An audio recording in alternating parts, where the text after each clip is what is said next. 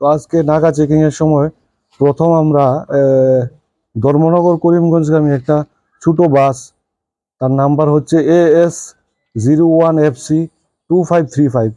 ওইটা চেক করে ওটার মধ্যে সন্দেহজনক দুইটা লোককে আমরা ডিটেন করি।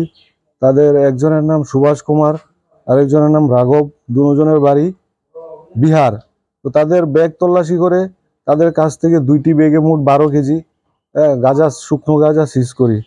তো তাদের স্বীকারোক্তি মূলে নেক্সট বাস যেটা, এটাও ধর্মনগর থেকে করিমগঞ্জ যাচ্ছিল, প্রথম বাসটার পেছনে পেছনে, ওইটার নাম্বার, দ্বিতীয় বাসের নাম্বার AS24C6171। এটাতে তাদের আরো 3জন সাথী, এই 3জন সাথী ছিল। তো ওই বাসটা আটকানোর পর ওই বাসটাতেও আমরা সার্চ করি, ওই 3জনকে আমরা আটকাই এবং তাদের বডি তল্লাশির সময় বডিতে একদম অ্যাটাচ করা, পেটের মধ্যে একদম অ্যাটাচ করা বডি সেটিং, এখানে আমরা 7 কেজি গাঁজা সিজ করি 3জনের কাছ থেকে। তাদের নাম, একজনের নাম গোলু কুমার, আর একজনের নাম হচ্ছে শিব কুমার, আরেকজন হচ্ছে জিতেন কুমার। এরা সব একই জায়গার বিহারের লোক। হ্যাঁ, এরা ধর্মনগর থেকে এদিকে করিমগঞ্জ দিকে যাচ্ছিল।